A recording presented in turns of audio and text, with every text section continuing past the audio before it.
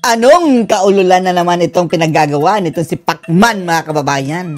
Dahil akalain nyo, nag-iiyak mga kababayan eh. Talagang nag-iiyak si Pacman, mga kababayan, sa harap ng kamera dahil hindi pa daw niya nahahanap ang makina sa ilalim ng Dolomite, mga kababayan.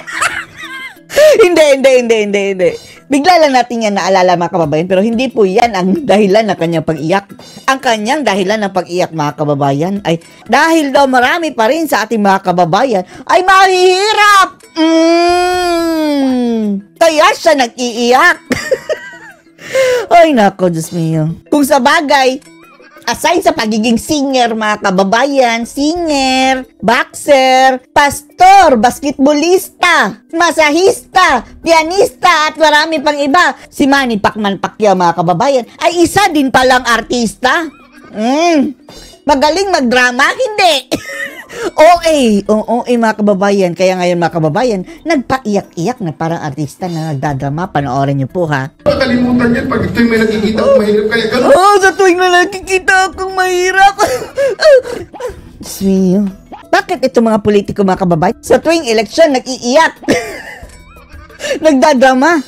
Tapos pagkatapos ng eleksyon, ang tataray. Napaka-passionate na ipaglaban ng mga mahirap. Nagipaglaban ako sa mga mahirap.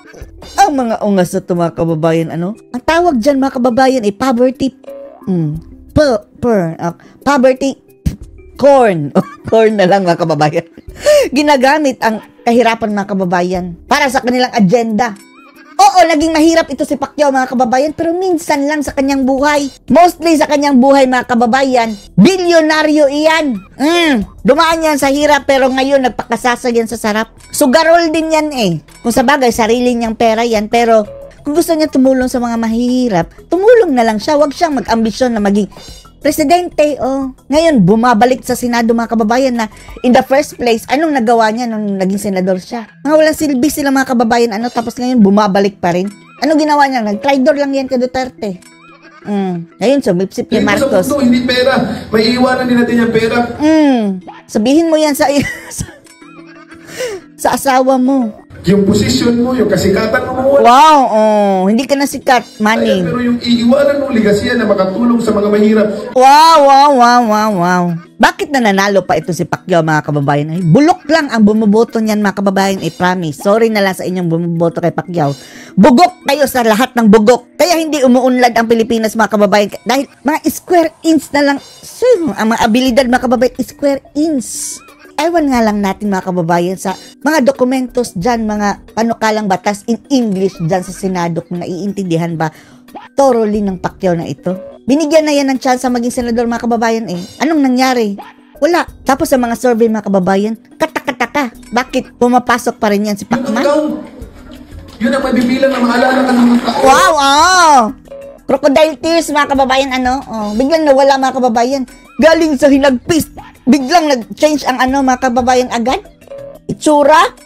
Yan ang palatandaan ng peke, mga kababayan. Peke na iyak. Crocodile tears. Palapakan. Nakatawa ng animal. But sir, can you get the sandali. Halos di ko alam. Naglalakbay ang lupa. Anyway, pareho lang pa lang sila, mga kababayan, na ang issue ay tungkol sa droga. Si Pacquiao, mga kababayan, aminado yan. Nagumamit siya ng lahat ng klase ng droga nung nagbo-boxing pa siya. Paano siya lumalaban noon? Nakadroga? Aminado siya pero siguro mag-i-stop siya, mga kababayan, kapag mayroong laban. Aminado yan si Pacquiao. Ganun din si BBM, mga kababayan. Yung issue, hindi pa umaamin, pero mayroong mga issue na lumalabas, mga kababayan, na ngayon sa droga. Gamot na bawal ay ayaw ko nang pigilan. Magsinger ka na lang, Pacquiao. Magsinger ka na lang. Pilipinas kong mahal. Ngayon, mga kababayan, mahal na niya ang Pilipinas. Dahil eleksyon, mga Pilipino, mga mahihirap, mahal ko kayo. Anyway, Pacquiao, bakit hindi ka na namimigay-migay ng 1,000? Naubos ay ang pera. Naubos na ba ang pera mo, Paksiw? Dati-dati mga kababayan. O, pila-pila kayo. O, 1,000, 1,000. Pinapila talaga mga kababayan. Ayun, 3 million lang ang nakuhang boto. Sana nga mga kababayan, no, yung 3 million na as is yun. Dahil kung yun lang ang makukuha niyang boto sa pagkasenador mga kababayan, talo yan eh. Bakit pa may bumoboto dyan sa Paksiw na yan mga kababayan, Animal? Ang tanong ko po, Pilipinas Maawa kayo sa Pilipinas. kung mahal, nasaan ka na ngayon? Ano- Batukan ka ng Pilipinas, Pacquiao. Pinagsasabi Ano mo. nangyari? Bakit tayo nagkahiwa-hiwalay? Bakit tayo nag-aaway? O dahil traidor. Sumali ka na. Oh, Diyos mio. Isa pang traidor ito mga kababayan. In the first place, traidor ito kay dating Pangulong Digong. Ngayon, nagpalit na naman ng balat mga kababayan ng anyo. Nakijoin sa bagoong Pilipinas. At later on, tatraidorin na naman yan si Bangag. Kung sinong nakaupo, may mga kumukontra. As if ha, nakakalimutan na namin na ang ginawa mo kay dating Pangulong Digong. Habang nakaupo pa si Digong mga kababayan, kinagat ng Pacquiao na itong ahas na to, demonyong ito. Inulit lang din niya ang ginawa niya dati mga kababayan. Nung panahon na ang lakas pa ni dating Pangulong Duterte, sumipsip ang Pacquiao na ito. Kaya ito nanalo dahil nakiusap si Tatay Digong mga kababayan na ipasok natin si Pacquiao dahil kailangan natin yan sa Senado. Only to know na kinagat siya sa huli mga kababayan. Ang programa ng ating Pangulo ay napakaganda. Oh, Doon sa bagong Pilipinas po. Bagoong Pilipinas, tudupurin na mga kababayan kung dati-rating mga kriminal, ang mga kawatan, ang mga Marcos. Gusto pa niyang ipakulong si Imelda. Pero iba ang selda. Kasama po doon, ang isa sa nagustuhan ko, yung sustainable livelihood. Wah, sustainable. Sustain- Kung ano-ano pinagsasabi mga kababayan. Sige, ipakita mo kung saan. Nasaan yan? Sustainable livelihood. Nasaan yan ngayon? May malang mga kababayan, may masabi lang. Bahay. Pabahay, nasaan ang pabahay ngayon, Junior? Magkasing utak mga kababayan, no? Kung si Pacquiao mga kababayan, sabi dati, kung pagbaba niya sa 2028, lahat ng mga mahihirap, meron na daw bahay.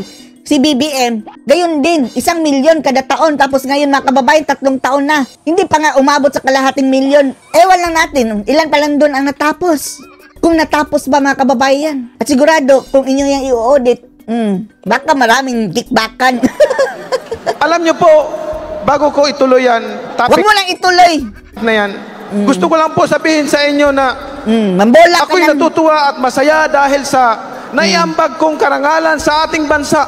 Diyos mio. Sana dyan ka na lang, Pacquiao, sa pagboboxing.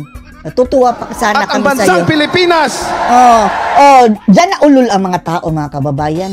Ganyan na lang ba kayo kababa? Dahil magaling magboxing, iboboto nyo. Kahit na kulang-kulang sa abilidad at kaalaman mga kababayan para mamuno bilang senador. Iyawan ang mga tao o mga ulol din. at ang bansang Pilipinas, nakilala hindi lamang Kaya hindi umuunlad dahil nananalo ang mga kagaya mong may pera, mga sikat lang mga kababayan, mga artista, wala naman talagang abilidad mga kababayan para dyan sa kanilang pwestong hinahangad.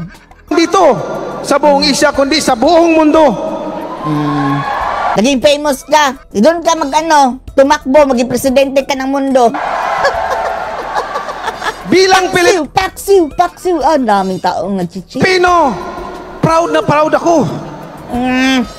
Proud na proud ako dahil nailagay natin sa mapa ang ating bansa. Sa boxing. Pero nung naging politiko ka, saan mo nilagay ang ating bansa? Sa basurahan, animal. Huwag na tayong makinig dyan mga kababayan, lalong baka mahawa tayo sa pagiging square inch dyan. Ano masasabi nyo dito mga kababayan sa bagong kaululan ni Pacman? Napaiyak-iyak na naman. Post your comments below.